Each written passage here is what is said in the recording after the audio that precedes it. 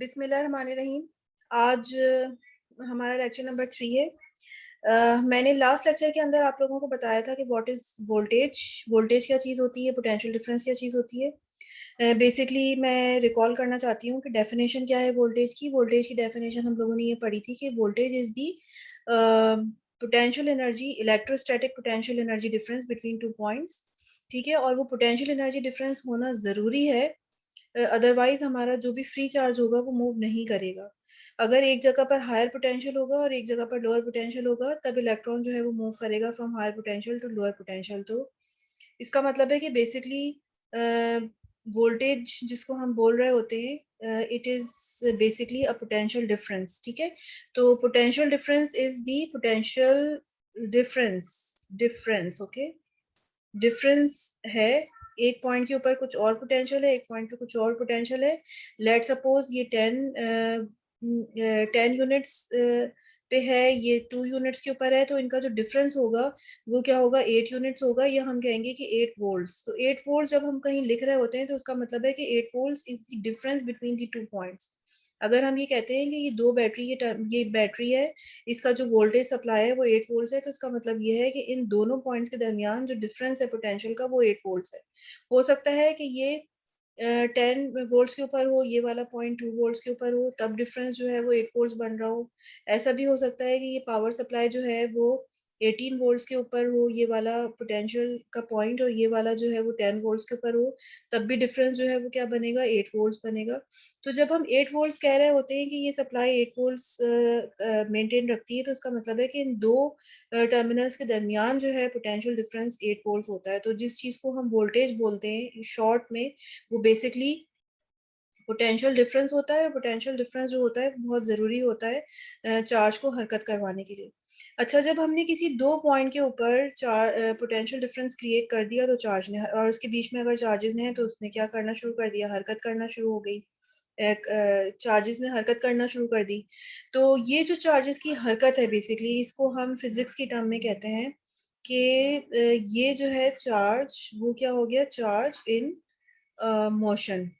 ठीक है, तो चार्ज अगर हरकत के अंदर आ जाएगा तो इसको हम बेसिकली और अच्छी तरह से डिफाइन कर देते हैं कि flow of charge, flow of charge.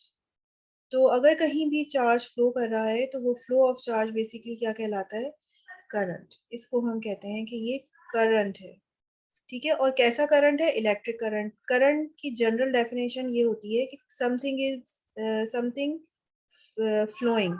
Water current भी हो सकता है, जैसे आप सी साइड के ऊपर जाते हैं तो वाटर की वेव्स एक जगह से दूसरी जगह पे ट्रेवल करती हैं, तो वो वाटर करंट हो गया। ठीक है, basically here we are talking about the electric current. Electric current से हम फौरन समझ जाएंगे कि we are talking about the flow of charge, is not about the water waves. तो इलेक्ट्रिक करंट क्या है, फ्लो ऑफ चार्ज। सही। और फ्लो ऑफ चार्ज किस वक्त होगा, जब किसी दो पॉइंट के ऊपर पोटेंशियल डिफरेंस होगा, उसी वक्त चार्ज हरकत में आएगा, अदरवाइज चार्ज हरकत में नहीं आएगा। ठीक है, अम, या किसी और तरह की भी एनर्जी हो सकती है। थर्मल एनर्जी अगर इलेक्ट्रॉन के पास है तो वो भी हरकत कर सकता है, या किसी दूसरी तरह की एनर्जीज भी हो सकती है। I am particularly concern about the voltage, that's why I am explaining it कि वोल्टेज के थ्रू यानी इलेक्ट्रोस्टैटिक पोटेंशियल एनर्जी का अगर कहीं डिफरेंस होता है तो भी चार्ज हरकत में आ सकता है। ठीक है, अच्छा, यहाँ पे हमें प्रॉपर डेफिनेशन पता चल गई, what is the definition of a current. तो अब थोड़ा सा इसको हम डिटेल से और देखते हैं कि करंट होता क्या है। अच्छा, हमारे पास अगर कोई भी मटेरियल है, जैसे कि दो तरह के मटेरियल्स होते हैं, कंडक्टर और इंसुलेटर। तो चार्जेस जो फ्लो होते हैं वो किस तरह के मटेरियल के अंदर फ्लो होते हैं, कंडक्टर के अंदर फ्लो होते हैं। अगर मैं किसी कंडक्टर को गौर से देखूं तो उसके अंदर क्या होगा, वो कैसे बना हुआ है, वो एटम से बना हुआ है कंडक्टर। उसके अंदर जो है बहुत सारे एटम्स रखे हुए होते हैं। सेंटर पार्ट इसका न्यूक्लियस पॉजिटिवली चार्ज होता है, जबकि इसके ऑर्बिट्स के अंदर जो है वो इलेक्ट्रॉन रिवॉल्व कर रहे होते हैं। अच्छा, लेकिन ये जो कंडक्टर्स होते हैं या जो मेटल्स होते हैं, इनकी खास प्रॉपर्टी ये होती है कि इलेक्ट्रॉन्स जो हैं वो अपने ऑर्बिट से बाहर आ जाते हैं। ये एटम से बाहर आ गए हैं सारे के सारे इलेक्ट्रॉन्स। ओके, ये अभी एटम के अंदर नहीं है।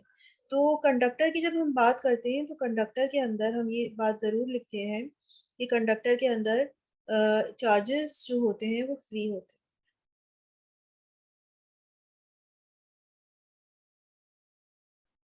और चार्जेस कौन से वाले चार्जेस हैं? इलेक्ट्रॉन्स की हम बात कर रहे हैं। Electrons are free to move. अच्छा जनाब, अब जब ये फ्रीली ये मूव कर सकते हैं, ये सारे के सारे जो ग्रीन कलर के मैंने यहाँ पर डॉट्स बनाए बेसिकली इलेक्ट्रॉन्स हैं, ठीक है। तो अगर ये सारे के सारे इजीली मूव कर सकते हैं एक जगह से दूसरी जगह पर, तो ये किस तरह का मोशन कर रहे हैं, कैसे मूव कर रहे हैं, कैसे हरकत कर रहे हैं? अच्छा, जब एक इलेक्ट्रॉन को मैं यहाँ पर पोटेंशियल डिफरेंस जो है वो सप्लाई करूंगी, तो अब क्या होगा कि उस पोटेंशियल डिफरेंस की वजह से इलेक्ट्रॉन जो है वो हरकत करना शुरू करेगा। और इलेक्ट्रॉन जो है जैसे for example if this is the positive terminal, this is the negative terminal, तो इलेक्ट्रॉन जो है वो पॉजिटिव टर्मिनल की तरफ अट्रैक्ट होगा। तो अब ये वाला जो इलेक्ट्रॉन है, लेट सपोज इसको मैं ले लेती हूँ, ये जो है क्या करेगा, ये इधर जाएगा, इधर चलेगा, लेकिन ये जो है बिल्कुल एक ड्रंकन मैन की तरह रैंडम मोशन करेगा, यानी कि इधर टकराएगा, आयन से इधर एटम से टकरा गया, फिर इस इलेक्ट्रॉन के साथ में टकरा गया, फिर वापस टकरा के इधर चला गया। इस तरह से ये रैंडम मोशन करता करता टकराता हुआ इस जगह से इस तरह इस तरह इस तरह ये रैंडम मोशन करता हुआ यहाँ तक पहुंचेगा, ठीक है। अच्छा, और ये इतना टकराव शदीद होता है कि ये जो इलेक्ट्रॉन जो कि एक्चुअल में यहाँ पर मौजूद है, वो एक खास ही रीजन तक जो है ना वो चल पाता है, अपनी एनर्जी जो है वो आगे ट्रांसफर कर देता है दूसरे इलेक्ट्रॉन को, फिर ये दूसरा इलेक्ट्रॉन इस इलेक्ट्रॉन को अपनी एनर्जी ट्रांसफर कर देता है, और वो इलेक्ट्रॉन ओवरऑल हरकत करता है फ्रॉम राइट टू लेफ्ट, यानी कि टुवर्ड्स दी पॉजिटिव टर्मिनल, क्योंकि इलेक्ट्रॉन नेगेटिव है और वो अट्रैक्ट होगा। तो कहने का मकसद ये है कि चार्जेस जो है वो हरकत कर रहे हैं, हमने लिखा हुआ तो है कि वो फ्री हैं, आसानी से वो हरकत कर रहे हैं, लेकिन वो आसानी से हरकत नहीं करते। एक इलेक्ट्रॉन जो कि किसी भी कंडक्टर के अंदर मौजूद होता है वो फ्री इसलिए है कि वो एटम से बाहर आ गया, तभी हम उसको कह रहे हैं वो फ्री है। लेकिन जब वो एक जगह से दूसरी जगह जाने की कोशिश करता है, तो उस कोशिश के नतीजे में वो बहुत जगह टकराता है।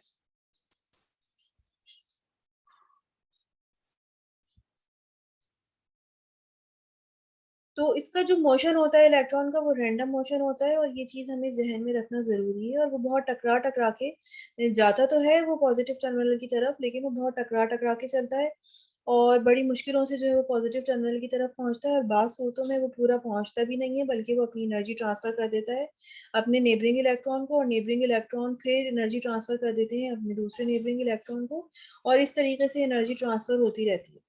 तो बाज़ जगह जो है वो हम जब डेफिनेशन देते हैं, बहुत सिंपल सी डेफिनेशन ये होती है कि चार्जेस जो हैं वो फ्लो कर रहे हैं, और अगर चार्जेस कहीं फ्लो कर रहे हो तो वो इलेक्ट्रिक करंट होता है। लेकिन अगर हम उसकी और प्रिसाइज डेफिनेशन देखें माइक्रोस्कोपिक लेवल पे, तो हम ये बात ज़रूर सोचेंगे कि इलेक्ट्रॉन जो है वो इतना आसान मोशन नहीं परफॉर्म कर रहा होता है, वो एक कॉम्प्लेक्स मोशन परफॉर्म कर रहा होता है, और वो रैंडम मोशन परफॉर्म करता हुआ एक जगह से दूसरी जगह पर ट्रेवल करता है, ठीक है। Charges are free to move, conductors के अंदर मैंने ये चीज लिखी हुई है, फ्रीली मूव कर सकते हैं एंड एग्जीक्यूट रैंडम मोशन।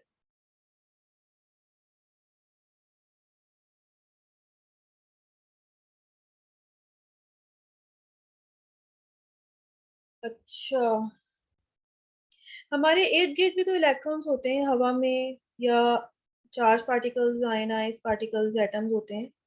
तो जब चार्ज हरकत कर रहा है हवा में, तो इसका मतलब है कि करंट मौजूद है, तो हम क्यों करंट को फील नहीं कर पाते? Why we don't feel current? Because the charges perform random motion, ठीक है। In air charges perform random motion. कोई एक इलेक्ट्रॉन इधर से आ रहा होगा, कोई एक इलेक्ट्रॉन इधर से आ रहा होगा, तो ओवरऑल जो मोशन है वो क्या हो जाएगा? जीरो। एवरेज मोशन क्या हो जाएगा? जीरो, ठीक है। तो हम कहेंगे एवरेज मोशन इज जीरो। जितना पॉजिटिव डायरेक्शन के अंदर इलेक्ट्रॉन्स मूव कर रहे हैं, उतनी नेगेटिव डायरेक्शन के अंदर कर रहे हैं, तो एवरेज मोशन जीरो है, हमें यहाँ पर कोई भी करंट नहीं मिलेगा, नो करंट। तो थैंक गॉड, ठीक है, कि हमें जो है वो एयर के अंदर मौजूद चार्ज पार्टिकल की वजह से कोई करंट नहीं लग रहा होता। अगर ऐसा होता, रैंडम मोशन की वजह से करंट क्रिएट होता, तो फिर तो हर वक्त हमें करंट ही लगता रहता, हम सरवाइव नहीं कर सकते। बहुत सारे स्टॉर्म्स आते रहते हैं सन में से रेडिएशंस निकलती हैं चार्ज पार्टिकल्स की, और वो जमीन तक पहुंचती हैं। उससे हमारे सिग्नल जरूर डिस्टॉर्ट होते हैं, लेकिन जब वो जमीन तक पहुंचते हैं चार्ज पार्टिकल्स, तो उसकी वजह से हमें करंट जो है वो महसूस नहीं होता। अम, या किसी और तरह से बैकग्राउंड रेडिएशन हम तक पहुंच रही होती हैं, चार्ज रेडिएशन हम तक पहुंच रही होती हैं, तो हम करंट फील नहीं करते, बिकॉज ये जो चार्जेस हैं ये एक रैंडम मोशन जो है वो एग्जीक्यूट कर रहे हैं। जबकि किसी भी कंडक्टर के अंदर जो इलेक्ट्रॉन्स होते हैं, वो रैंडम मोशन तो कर रहे होते हैं, लेकिन उनका ओवरऑल एक मोशन जो है वो होता है towards positive terminal. Random motion करते करते वो पॉजिटिव टर्मिनल की तरफ बढ़ रहे हैं। तो इसको हम कहते हैं कि ये वोल्टेज अप्लाई करने से एक हल्की सी ड्रिफ्ट मिल गई है उनको फ्रॉम इन दिस डायरेक्शन। तो रैंडम मोशन वो करते ही रहेंगे, उनके ओरिजिनल रैंडम मोशन पे कोई इफेक्ट नहीं पड़ेगा, लेकिन वो हल्का सा आहिस्ता आहिस्ता आगे की तरफ भी जो है वो मूव करते रहेंगे। ठीक है, तो उसके लिए हम ये टर्म इस्तेमाल करते हैं कि ये इलेक्ट्रॉन का ड्रिफ्ट मोशन है। और ये ड्रिफ्ट मोशन किसकी वजह से है? Due to the presence of this electrostatic potential energy difference between the two points. तो मेरा ख्याल है कि यहाँ पर हमें ये बात समझ आ गई है कि करंट की डेफिनेशन जो है वो क्या है। Flow of a charge, charge का फ्लो है, लेकिन कैसा फ्लो है? Not random. रैंडम फ्लो को हम नहीं बोलेंगे, ठीक है। हम बोलेंगे flow of charge in a particular direction. जैसे कि हम यहाँ पर ये कह रहे हैं कि एक पर्टिकुलर डायरेक्शन के अंदर इलेक्ट्रॉन जो है वो मूव कर रहे हैं। तो यहाँ से हम करंट की प्रॉपर डेफिनेशन जो है वो लिख देते हैं कि current is what? Current is flow of charge in a particular direction.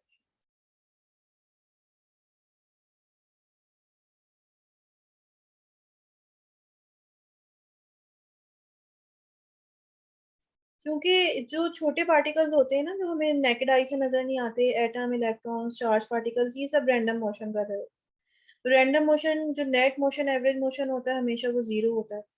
तो इस वजह से हमें ये लिखना जरूरी है कि चार्जेस का फ्लो हो रहा हो किसी सर्टेन पार्टिकुलर डायरेक्शन में, तो उससे उनका रैंडम मोशन खत्म नहीं होता। रैंडम अभी भी वो कर रहे हैं, लेकिन एक हल्की सी ड्रिफ्ट मिल जाती है उनको एक खास पर्टिकुलर डायरेक्शन में। तो फिर हमारे पास एक एवरेज मोशन जो है वो हमें मिलता है अलोंग सर्टेन डायरेक्शन। तो फिर हम उस मोशन को हम क्या कहते हैं? फ्लो ऑफ चार्ज, या हम उसको कह देते हैं करंट। और अगर कोई फिजिक्स का स्टूडेंट है, वो करंट की डेफिनेशन बहुत अच्छे से और डिफाइन कर देगा कि basically current is what? Flow of charge per unit time.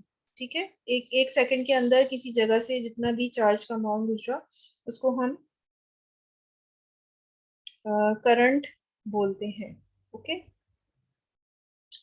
अच्छा जनाब, अगर हमारे पास कोई भी सर्किट हो, ये तो एक इम्पॉर्टेंट डेफिनेशन यानी कि मैंने डिस्कस कर ली है यहाँ पर अभी तक। और दूसरा जो पॉइंट, डेफिनेशन डिस्कस कर ली, दूसरा जो पॉइंट मैं डिस्कस कर रही हूँ वो ये कि डायरेक्शन जो होते हैं वो करंट के दो तरीके के डायरेक्शंस होते हैं। एक तो कन्वेंशनल डायरेक्शन होता है और एक इलेक्ट्रॉनिक डायरेक्शन।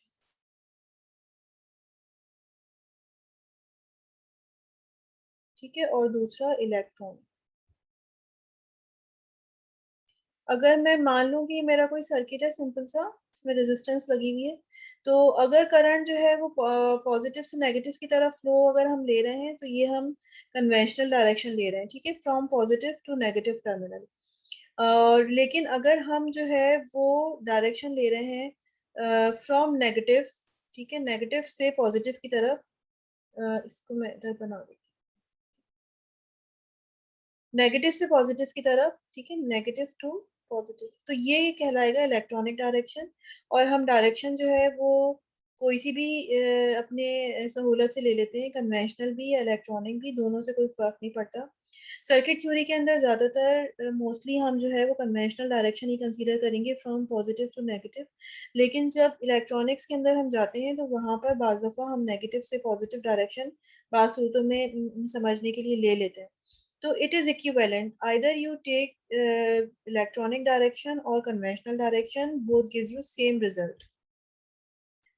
अच्छा, ये तो जो है हमारे पास हो गया कन्वेंशनल डायरेक्शन और इलेक्ट्रॉनिक डायरेक्शन। तो दोनों जो है वो हमारे पास इक्विवेलेंट है। अच्छा, और तीसरी इम्पोर्टेंट बात जो कि यहाँ पर मुझे आपको पॉइंट आउट करवानी है वो ये कि करंट जो है ना वो हमेशा उस वक्त फ्लो होगा, चार्जेस उस वक्त हमेशा फ्लो होंगे जब हमारे पास क्लोज्ड पाथ होगा। ये मैंने पहले भी जो है वो पॉइंट डिस्कस किया था, क्लोज पाथ होना ज़रूरी है। अगर क्लोज पाथ नहीं होगा तो चार्जेस फ्लो नहीं करेंगे इन अ पर्टिकुलर डायरेक्शन। एक पर्टिकुलर डायरेक्शन में फ्लो करने के लिए हमें क्लोज पाथ उसको देना पड़ेगा। और दूसरी ये कि जो पाथ हम बनाते हैं वो पाथ किस चीज़ का होना चाहिए, वो कंडक्टर मटेरियल का होना चाहिए, क्योंकि इलेक्ट्रॉन कंडक्टर के अंदर ही हरकत कर सकते हैं। कंडक्टर के बगैर इंसुलेटर्स के अंदर वो हरकत नहीं कर सकते। Insulators are bad conductors, poor conductors of electric charges. तो ये दो तीन चीज़ें जो है वो आप लोगों के जहन के अंदर जो है वो क्लियर होनी चाहिए। अच्छा, मैं यहाँ पर एक वीडियो जो है वो शेयर कर रही हूँ। वीडियो देखते हैं अभी हम, उसमें और हमें अच्छे से चीजें समझ में आ जाएंगी।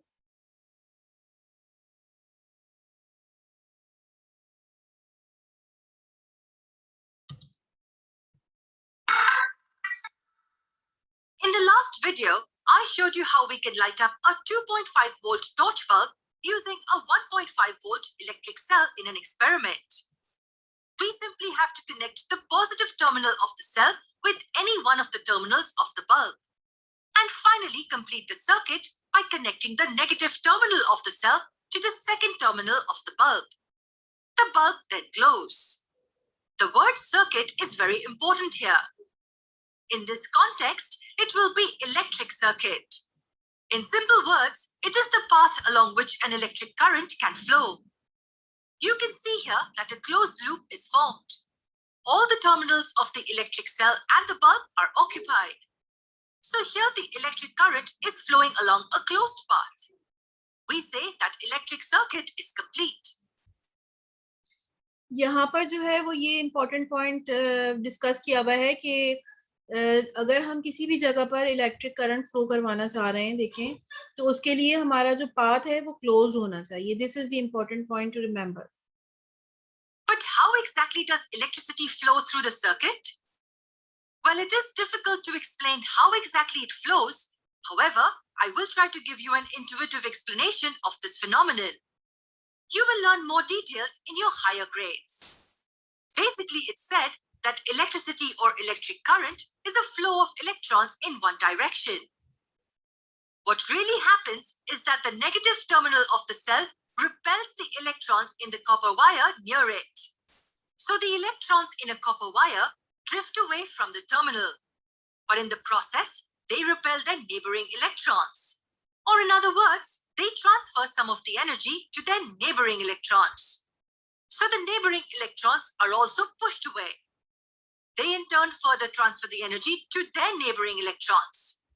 The process continues and the energy flows throughout the circuit. This flow of electrical energy is nothing but electric current. So these are the two ways to define electric current. This one is more accurate of the two. In reality, electrons don't really travel from the negative terminal all the way to the positive terminal. The electrons merely drift slightly from their rest position and transfer the energy to their neighbors. This is because the wire is a solid object and the density of atoms per unit volume is very high. Hence, there is no space available for electrons to travel all the way through. So it is this electrical energy that travels through the circuit. But how does the energy flow through the bulb? The electrons in the copper wire transfer this energy to the electrons in metal rod connected to one of the terminals. This energy then flows through the rod, through the filament, and out from the second terminal. So in this way, the energy is transferred through the bulb. But when the energy flows between the two ends of filament, it heats the filament up, which in turn glows and gives off light. So I hope that you're now clear about how the electricity travels through a circuit. But for how long will this energy keep flowing? The energy flows as long as the circuit is connected or until the cell dies out. So we learned that the circuit must be complete for the bulb to light up. But is this the only way for the circuit to be complete? Well, if we interchange the wires connected to the two terminals of the bulb, then the circuit is still complete. So the bulb will still glow. Now look at this circuit. Is it complete? No, it isn't. Not all the terminals of the system are occupied. For instance, this terminal is not connected to the circuit. Here both positive and negative terminals of the battery are connected to only one terminal of the bulb. So what's happening here? The energy is flowing from the negative terminal of the cell directly to the positive terminal of the cell. Not only will the bulb not glow, but it will get even worse. The battery might explode and may severely injure us. You should never connect the positive and negative terminals directly. This heats up the wire quickly, and at the same time, the battery also drains really fast.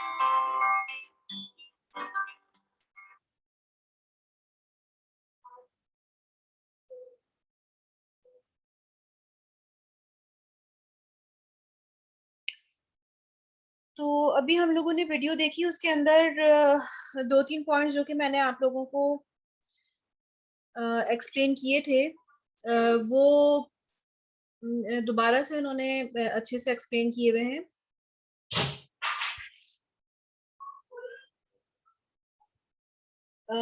वो सारे points जो मैंने आप लोगों को explain किए थे, वो सारे के सारे इस वीडियो के अंदर मौजूद हैं। उसमें भी यही बात बताई हुई है कि करंट जो है वो मूव करता है from positive terminal to negative terminal, या from negative terminal to positive terminal, दोनों बातें ठीक है। और दो उन्होंने हाइपोथेसिस दी हुई है कि जो करंट हरकत करता है वो हम ये कहते हैं कि प्लस से माइनस की तरफ चला जाता है या माइनस से प्लस की तरफ चला जाता है।